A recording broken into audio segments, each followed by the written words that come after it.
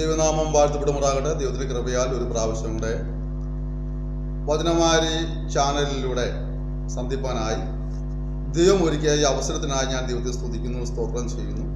നിങ്ങൾക്കേവർക്കും കർത്താവായ യേശുനാമത്തിലുള്ള സ്നേഹവന്ദനങ്ങളെ അറിയിക്കുകയാണ്. കഴിഞ്ഞ നാളുകളിൽ നിങ്ങൾ സന്ദേശങ്ങൾ കേട്ട് നിങ്ങളുടെ അഭിപ്രായങ്ങളും നിർദ്ദേശങ്ങളും ഞങ്ങളെ വിളിച്ചറിയിച്ചത് ഓർത്ത് ഞങ്ങൾ നന്ദി പറയുന്നു. നിങ്ങളിതിനെ ഓർത്ത് പ്രാർത്ഥിക്കുന്നതിനാൽ ഞങ്ങൾ നിങ്ങളോട് നന്ദി പറയുകയാണ്. നിങ്ങൾ സന്ദേശങ്ങൾ മറ്റുള്ളവരുടെ പക്കൽ എത്തിക്കുവാൻ വേണ്ടി ഷെയർ ചെയ്യുന്നത് ഓർത്തും ഞാൻ ദൈവത്തെ സ്തുതിക്കുന്നു. എല്ലാവിധ സഹകരണങ്ങൾക്കും എല്ലാ സ്നേഹ ആദരവുകൾക്കും ഒരു പ്രാവശ്യം കൂടെ നന്ദി പറഞ്ഞു നിങ്ങളെല്ലാവരെയും ധാരാളമായി അനുഗ്രഹിക്കുന്നതാണ്. നമ്മൾ ഈ എപ്പിസോഡിലെ ചിന്തയ്ക്കായി തിരഞ്ഞെടുത്ത വാക്യം ഫിലിപ്പിലേഖനം 2-ാം അധ്യായം 13-ാം വാക്യമാണ്. ഇച്ഛിക്ക എന്നതും പ്രവർത്തിക്ക എന്നതും നിങ്ങളിൽ ദൈവമല്ലോ തിരുവുള്ളമുണ്ടായിട്ട് പ്രവർത്തിക്കുന്നത്. ഇച്ഛിക്ക എന്നതും പ്രവർത്തിക്ക എന്നതും നിങ്ങളിൽ ദൈവമല്ലോ തിരുവുള്ളമുണ്ടായിട്ട് പ്രവർത്തിക്കുന്നത്. ഞങ്ങളിന്ന് പ്രിയപ്പെട്ടവരെ, നമ്മളൊക്കെയും വളരെ ലക്ഷ്യബോധത്തോടുകൂടി പ്രയാണം ചെയ്യുന്നവരാണ്. ജീവിതത്തെക്കുറിച്ച്, ഭാവിയെക്കുറിച്ച്, നമ്മുടെ ഭവനത്തെക്കുറിച്ച്, കുഞ്ഞുങ്ങളെക്കുറിച്ച്, അവരുടെ ഭാവിയെക്കുറിച്ചൊക്കെ നമുക്ക് വളരെ ലക്ഷ്യങ്ങളുണ്ട്. ആ ലക്ഷ്യങ്ങളെ സ്വപ്നം കൊണ്ടുകൊണ്ടാണ് നാം കഠിനാധ്വാനം ചെയ്യുന്നത്, കഷ്ടപ്പെടുന്നത്. കഷ്ടപ്പെട്ട് ജീവിക്കുന്ന ഓരോ മനുഷ്യന്റെയും ജീവിതത്തിലെ സ്വപ്നങ്ങൾ നാളുകളിൽ ഞാൻ അനുഭവിച്ച കഷ്ടത എൻ്റെ കുഞ്ഞുങ്ങൾ അനുഭവിക്കരുത് എന്നുള്ളതാണ്. പഠിക്കാൻ നിവൃത്തിയില്ലാതിരുന്ന അനേക മാതാപിതാക്കൾ അവരുടെ കുഞ്ഞുങ്ങളുടെ കാലഘട്ടമാകുമ്പോഴത്തേക്കും എന്തു കഷ്ടപ്പെട്ടും അവരെ പഠിപ്പിക്കുവാൻ ആഗ്രഹിക്കുന്നതിന്റെ കാര്യം തങ്ങൾ അനുഭവിച്ച കഷ്ടത നമ്മുടെ മക്കൾ അനുഭവിക്കരുത് എന്നുള്ളതുകൊണ്ടാണ്. ഞങ്ങൾക്ക് പ്രിയപ്പെട്ടവരെ, ആ ലക്ഷ്യം കൈവരിക്കുവാൻ വേണ്ടി അധ്വാനിക്കുമ്പോൾ നമുക്ക് പറ്റുന്ന ഒരു ചെറിയ കുഴപ്പം എന്നുള്ളത്, നാം ദൈവത്തെ മറന്നു ഓടുന്നു എന്നുള്ളതാണ്. വചനം പറയുന്നുണ്ട്, യഹോവ വീട് പണിയാതിരുന്നാൽ പണിയുന്നവൻ വൃഥാ അധ്വാനിക്കുന്നു. യഹോവ പട്ടണം കാക്കാതിരുന്നാൽ കാവൽക്കാരൻ വൃഥാ ജാഗരിക്കുന്നു. അപ്പൊ ദൈവമാണ് നമ്മെ സഹായിക്കേണ്ടത്, ദൈവമാണ് നമ്മെ അനുഗ്രഹിക്കേണ്ടത്, ദൈവമാണ് നമ്മെ ഉയർത്തേണ്ടത്. പക്ഷേ ദൈവത്തിൽ ആശ്രയിക്കുന്നതിന് പകരമായി നാം നമ്മുടെ ബുദ്ധിയിൽ കാര്യങ്ങൾ കാണുവാൻ ശ്രമിക്കുമ്പോൾ, നാം നമ്മുടെ ബുദ്ധിയിൽ, നമ്മുടെ കഴിവിൽ കാര്യങ്ങൾക്ക് പരിഹാരം വരുത്തുവാൻ ശ്രമിക്കുമ്പോഴൊക്കെ നിരാശപ്പെട്ടു പോയിട്ട് വരുന്നു. കാരണം ഫലം കൈവരിക്കുവാൻ കഴിയുന്നില്ല. എന്നാൽ ദൈവത്തിൽ ഭരമേൽപ്പിക്കപ്പെട്ട ജീവിതം നയിച്ചുകൊണ്ട് ദൈവത്തെ പൂർണ്ണമായി അനുസരിച്ചും ദൈവത്തെ അനുഗമിച്ചും ജീവിക്കാനായ കർത്താവ് നിങ്ങളെവരെയും സഹായിക്കുന്നതാകട്ടെ. ഇച്ഛിക്ക എന്നതും പ്രവർത്തിക്ക എന്നതും നിങ്ങൾ ദൈവമല്ലോ തിരുവള്ളമുണ്ടായിട്ട് പ്രവർത്തിക്കും. ദൈവമാണ് നമ്മുടെ ജീവിതത്തിൽ എല്ലാമായി തീരേണ്ടത്. ദൈവത്തോട് ഹിതം ചോദിച്ച് അറിഞ്ഞ് വേണം നാം ഓരോ കാര്യങ്ങൾ സ്റ്റെപ്പുകൾ വെക്കുക. ജീവിതത്തിലെ ഏതൊരു വഴിക്ക് ഇറങ്ങിത്തിരിക്കുമ്പോഴും ആദ്യമായി ദൈവത്തോടാണ് അഭിപ്രായം ചോദിക്കേണ്ടത്. നാം മനുഷ്യരോട് അഭിപ്രായം ചോദിക്കാറുണ്ട്.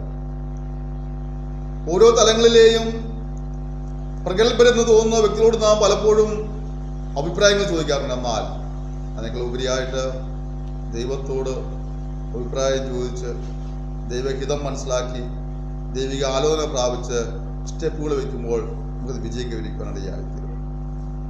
കാരണം ദൈവത്തിന് മാത്രമേ ഈ ആഗ്രഹങ്ങളെ സാധിപ്പിച്ചു തരുവാൻ കഴിയൂ.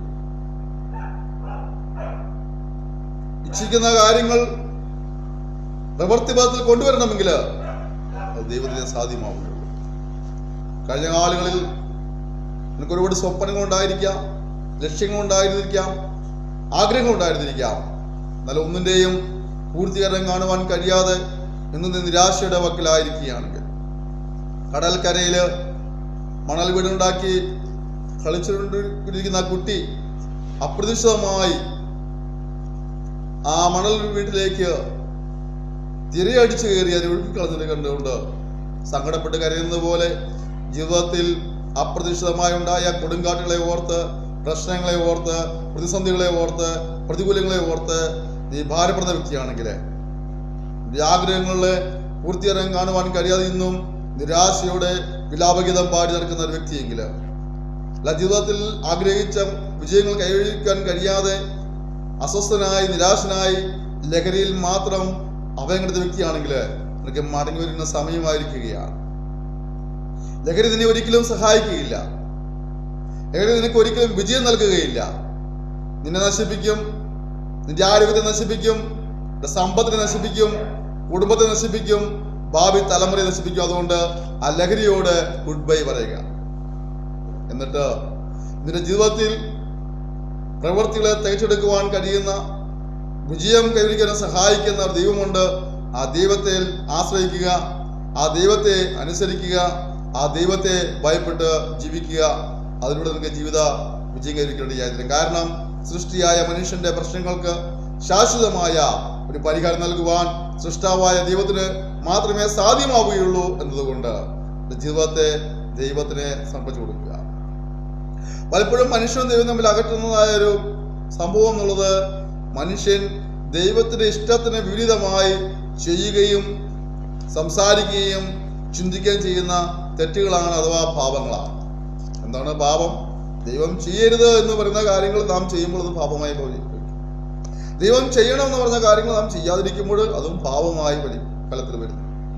അതുകൊണ്ട് ദൈവത്തെ പൂർണ്ണമായി അനുസരിച്ച് ജീവിക്കാൻ ഒരു സമർപ്പണം സന്ദേശങ്ങളുണ്ടാകട്ടെ. ഇതുവരെ അങ്ങനെ ജീവിച്ചു എന്നുള്ളതല്ല, ഇതുവരെ നീ എത്രമാത്രം പരാജയങ്ങൾ നേരിട്ടു എന്നുള്ളതല്ല. എന്നാൽ ഇന്ന് ഈ സന്ദേശം കിട്ടുകൊണ്ടിരിക്കുമ്പോൾ ഒരു പുതിയ തീരുമാനത്തിന് ഉടമയായി, ഒരു പുതിയ വ്യക്തിയായി ദൈവത്തെ സ്നേഹിപ്പാൻ നിനക്ക് മനസ്സുണ്ടെങ്കിൽ ഞാൻ അനുഗ്രഹിപ്പാൻ, ഞാൻ വിടുവിപ്പാൻ, സഹായിപ്പാൻ ഈ ദൈവത്തിനും മനസ്സുണ്ട്. നീ ആഗ്രഹിക്കുന്ന കാര്യങ്ങളുടെ പൂർത്തീകരണം കാണുവാൻ, വിജയം കൈവരിക്കുവാൻ, സന്തോഷം കൈവരിക്കുവാൻ, സമാധാനം കൈവരിക്കുവാൻ അതൊരു മുഖാന്തരമായി തീരും. അതുകൊണ്ട് ശിഷ്ടായുസ് മുഴുവൻ പ്രശ്നങ്ങളെയും ആഗ്രഹങ്ങളെയും എല്ലാം ദൈവസന്നിധിയിൽ പരമേൽപ്പിച്ച് ദൈവത്തോട് പ്രാർത്ഥിച്ച് ദൈവത്തെ അനുസരിച്ച് ജീവിപ്പാൻ, ദൈവത്തിന് ഇഷ്ടമില്ലാത്ത ഭാവസ്വഭാവങ്ങളെയും ലഹരി വസ്തുക്കളെയും എല്ലാം ഒഴിവാക്കി ജീവിപ്പാൻ നിന്നെ ദൈവത്തിന് വേണ്ടി ഏൽപ്പിച്ചു കൊടുക്കുക. യേശു മരിച്ചത് നിന്റെ പാപത്തിന്റെ ശിക്ഷയിൽ നിന്ന് നിന്നെ രക്ഷിപ്പാനാണ്. അതുകൊണ്ട് ആ സത്യം മനസ്സിലാക്കി യേശു മുഖാന്തരമുള്ള പാപക്ഷമയും ജീവനും കൈവശമാക്കുവാനായി ഏൽപ്പിച്ചു കൊടുക്കുക.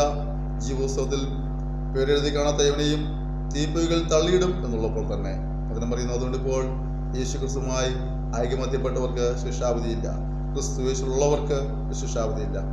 പ്രിയപ്പെട്ടവരെ, യേശു ക്രിസ്തുവുമായിട്ട് ഐക്യമത്യപ്പെടുവാൻ, യേശു ക്രിസ്തുവിലേക്ക് ആയിത്തീരുവാൻ ജീവിതത്തെ ഏൽപ്പിച്ചു കൊടുക്കുവാൻ കർത്താവ് നിങ്ങളെ സഹായിക്കട്ടെ എന്നൊരു വാക്കിനും കൂടി പ്രാർത്ഥിക്കാൻ ആഗ്രഹിക്കുന്നു. പരിശുദ്ധനായ ദൈവമേ, സ്വർഗ്ഗീയ പിതാവേ, ഈ സന്ദേശം കേൾക്കുന്ന കുഞ്ഞുങ്ങളെ വരമേൽപ്പിക്കുന്നു.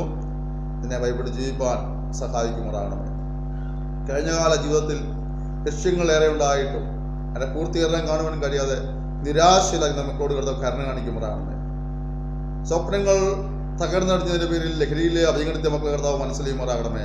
ലഹരി വിട്ട് സൃഷ്ടാവായ ദൈവത്തിൽ ആശ്രയിച്ച് ഈ മുഖാന്തരമുള്ള സമാധാനവും സന്തോഷവും പ്രാപിപ്പാൻ ഇവർ സഹായിക്കുമാറാകണമെന്ന് പ്രാർത്ഥിക്കുന്നു. സമൂഹത്തെ പിതാവിന്റെയും പുത്രന്റെയും പരിശുദ്ധാത്മാവിന്റെ നാമത്തിൽ അടിയൻ അനുഗ്രഹിച്ച് പ്രാർത്ഥിക്കുന്നു. അനുഗ്രഹ വിഷയമാക്കുമാറാണെന്ന് പ്രാർത്ഥിക്കുകയാണ്. ഞാൻ ചെയ്യുന്ന വലിയ കൃപയ്ക്കായ സ്തോത്രം യേശുവിന്റെ നാമത്തിൽ തന്നെ. ആമേൻ. ക്ഷമയോടെ ഈ സന്ദേശം ശ്രമിച്ചതിനായി നന്ദി പറയുന്നു. മറ്റുള്ളവർക്കിത് പകർന്നു കൊടുക്കുക, ഈ മിനിസ്ട്രിയെ കുറിച്ച് മറ്റുള്ളവരോട് പറയുക, ഇതിനെ ഓർത്ത് പ്രാർത്ഥിക്കുക.